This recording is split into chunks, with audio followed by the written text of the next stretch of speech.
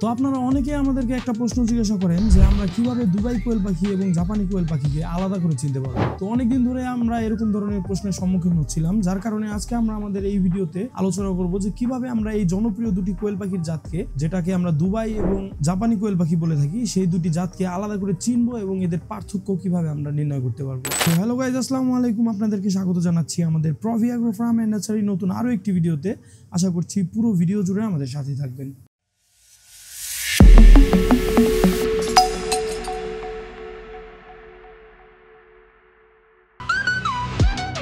তো প্রথমে আমরা কথা বলবো জাপানি কোয়েল পাখি নিয়ে। এটি পাখির জগতে সবচেয়ে বেশি পরিচিত এবং বহুল আলোচিত একটি জাত, যার বৈজ্ঞানিক নাম হচ্ছে কট্রিওনিক্স জাপানিকা। ডিম উৎপাদন এবং বেশি বৃদ্ধির জন্য এই পাখিটি বিশ্বজুড়ে বিখ্যাত।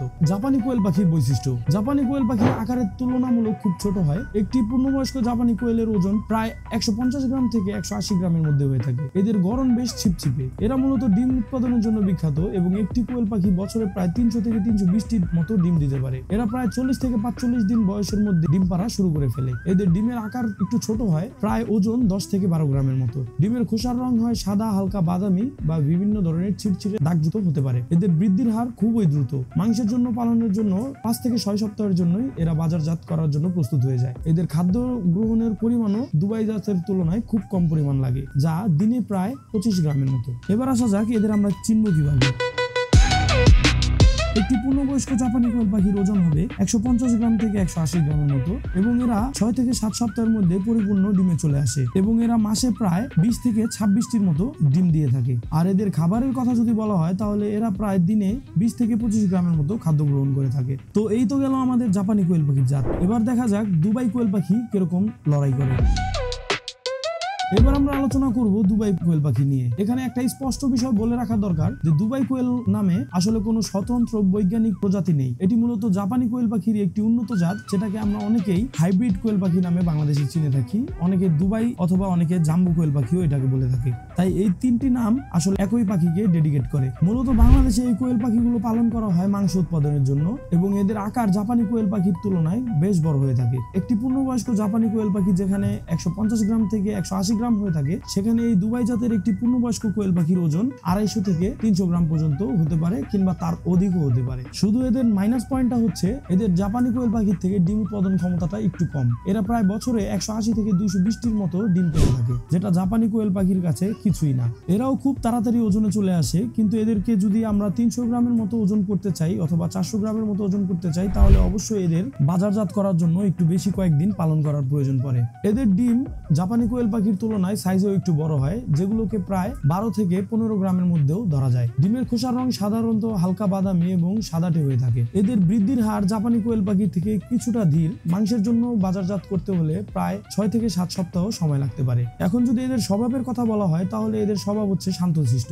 জাপানি কোয়েল পাখি যেখানে সবসময় চঞ্চলতার সাথে চলাফেরা করে থাকে এবং কিছু না কিছু করতেই থাকে, সেখানে এই কোয়েল পাখিগুলো পুরোটাই বিপরীত। এরা মাঝে মাঝে চুপ করে বসে থাকে এবং এদের যখন যেটা মন চায় তখন সেটা তারা করে থাকে। এদের হাঁটা চলার মধ্যেই কেমন যেন একটি রাজকীয় ভাব থাকে। এখন যদি বলা হয় এই কোয়েল পাখিগুলোকে আমরা চিনব কিভাবে, তাহলে এই কোয়েল পাখিগুলোর চিনার উপায় হচ্ছে এদের দেখতে মনে হবে অনেক বড় সাইজের একটি কোয়েল পাখি এবং একটি কোয়েল পাখি প্রায় দিনে 30 গ্রাম থেকে 35 গ্রামের মতো খাদ্য গ্রহণ করে থাকবে এবং একটি পূর্ণবয়স্ক কোয়েল পাখির ওজন প্রায় 300 থেকে 350 গ্রামের মধ্যেও হয়ে থাকে এবং এদের ডিম জাপানি কোয়েল পাখির তুলনায় সাইজেও একটু বড় হয় এবং এদের বুকের মাংস সামগ্রিক শারীরিক গঠন জাপানি কোয়েল পাখির চেয়েও মাংসালো হয়ে থাকে। এবার আসা যাক মূল পার্থক্যগুলো নিয়ে। তো চলুন আমরা এখন এক নজরে দুবাই কোয়েল পাখি এবং জাপানি কোয়েল পাখির এক নজরে পার্থক্যগুলো দেখে নিই। আকার ও ওজন: জাপানি কোয়েল পাখি যেখানে 150 গ্রাম থেকে 180 গ্রাম হয়, সেখানে দুবাই কোয়েল পাখি 250 থেকে 300 গ্রাম অথবা 300 থেকে 350 গ্রাম পর্যন্ত ওজন হয়ে থাকে। ডিমের উৎপাদনের কথা যদি বলা হয় তাহলে জাপানি কোয়েল পাখি 300 থেকে 320টির মতো বছরে ডিম দিয়ে থাকে এবং একটি দুবাই কোয়েল পাখি 180 থেকে 220টির মতো। ডিমের আকার 10 থেকে 12 গ্রাম হয়ে থাকে জাপানি কোয়েল পাখির এবং দুবাই জাতের কোয়েল পাখির প্রায় 12 থেকে 15 গ্রামের মতো। প্রধান উদ্দেশ্য হচ্ছে জাপানি কোয়েল পাখি পালন করে অধিকাংশ মানুষ ডিম উৎপাদনের জন্য এবং দুবাই কোয়েল পাখি পালন করে মাংস উৎপাদনের জন্য। বৃদ্ধির হার 5 থেকে 6 সপ্তাহের মধ্যেই এরা একটি জাপানি কোয়েল পাখি ডিম পাড়ার উপযুক্ত হয়ে যায় এবং দুবাই কোয়েল পাখি অন্যদিকে 6 থেকে 7 সপ্তাহ পর্যন্ত সময় নেয় তাদের বৃদ্ধি হতে এবং পাশাপাশি ডিম পাড়া শুরু করতে। খাদ্য গ্রহণের কথা যদি বলা হয় তাহলে জাপানি কোয়েল পাখি দুবাই জাতের কোয়েল পাখির থেকে খুব কম পরিমাণ খাদ্য গ্রহণ করে থাকে, যেটা দিনে প্রায় 25 গ্রামের মতো, এবং একটি দুবাই কোয়েল পাখি 30 থেকে 35 গ্রাম খাদ্য গ্রহণ করে থাকে। বাজারের মাংসের কথা যদি বলা হয় তাহলে জাপানি কোয়েল পাখির মাংসের চাহিদাটা বাজারে একটু কম এবং দুবাই কোয়েল পাখির চাহিদাটা একটু বেশি। বাজার মূল্যের কথা যদি বলা হয় ডিমের দিক দিয়ে তাহলে জাপানি কোয়েল পাখি একটু এগিয়ে থাকবে, কারণ জাপানি কোয়েল পাখি ডিম উৎপাদনের জন্য বস, এবং অন্যদিকে দুবাই কোয়েল পাখির জাতটা সবসময় বাচ্চা উৎপাদনের দিকে বেশি ফোকাস করা হয়ে থাকে। এখন প্রশ্ন হলো আপনার খামারের জন্য বা আপনার পালনের উদ্দেশ্যের জন্য কোন কোয়েল পাখিটি আপনার সবচেয়ে উপযুক্ত একটি কোয়েল পাখি হতে পারে। যদি আপনার প্রধান উদ্দেশ্য হয়ে থাকে ডিম উৎপাদন তাহলে নিঃসন্দেহে জাপানি কোয়েল পাখি আপনার প্রথম পছন্দ হওয়া উচিত। এদের ডিম উৎপাদন ক্ষমতা অনেক বেশি এবং এরা খুব দ্রুত ডিম দেওয়া শুরু করে। ছোট আকারের কারণে এদের পালন করতেও জায়গা তুলনামূলক কমই লাগে। এবং যদি আপনার প্রধান উদ্দেশ্য হয়ে থাকে মাংস উৎপাদন তাহলে দুবাই কোয়েল পাখি আপনার জন্য বেস্ট একটি চয়েস। এদের বড় আকারের কারণে মাংসের পরিমাণ অনেক বেশি পাওয়া যায়, যা বাজারে ভালো পরিমাণ দামে বিক্রি করা যায়। এবং আপনি যদি চান যে এই দুটি আপনি পালন করবেন একসাথে, সেক্ষেত্রে আপনি দুটি জাতি আলাদাভাবে পালন করতে পারেন, অথবা এমন কোনো সংকর জাত নিয়ে গবেষণা করতে পারেন যা ডিম এবং মাংস উৎপাদনে দুই দিকেই ভালো ফলাফল দিবে। যদিও দুবাই কোয়েল পাখি নিজস্ব মাংসের জন্য বিশেষভাবে নির্বাচিত। এখন আপনি ডিসাইড করবেন যে আপনার আকার, বাজেট এবং বাজারের চাহিদার উপর নির্ভর করে যে আপনার কোন জাতটি নিয়ে খামার শুরু করা উচিত। এখন একটা কথা না বললেই নয়, ছোট অবস্থায় দুবাই এবং জাপানি কোয়েল পাখির বাচ্চা চেনা কিছুটা কঠিন হতে পারে, কারণ তখন তাদের আকার পার্থক্য খুব বেশি বোঝা যায় না, তবে কিছু ছোটখাটো পার্থক্য লক্ষ্য করা যেতে পারে। দুবাই কোয়েল পাখির বাচ্চা জাপানি কোয়েল পাখির বাচ্চার তুলনায় সামান্য একটু বড় দেখাতে পারে,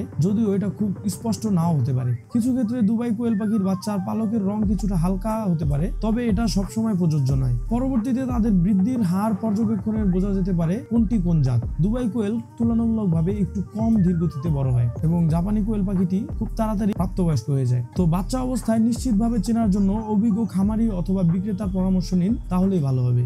তো ভাইজানেরা, আশা করছি আজকের ভিডিওতে দুবাই কোয়েল এবং জাপানি কোয়েল পাখির মধ্যে পার্থক্য এবং এদের চেনার সহজ উপায়গুলো নিয়ে আমরা স্পষ্টভাবে আপনাদের ধারণা দিতে পেরেছি। কোয়েল পালন শুরু করার আগে বা নতুন জাত নির্বাচন করার আগে সবসময় এই তথ্যগুলো আপনাদের কাজে আসবে। যদি ভিডিও আমাদের ভালো লেগে থাকে তাহলে অবশ্যই লাইক দিয়ে আপনার মূল মতামতটি আমাদের কমেন্ট বক্সে জানিয়ে যাবেন। তো পুরো ভিডিও জুড়ে আমাদের সাথে থাকার জন্য আপনাদেরকে অসংখ্য ধন্যবাদ। আপনাদের সাথে দেখা হবে আমাদের প্রভিয়া গ্রুপ ফার্ম এর পরবর্তী অন্য কোনো নতুন ভিডিওতে। ততদিন পর্যন্ত ভালো থাকবেন, সুস্থ থাকবেন। আল্লাহ হাফেজ।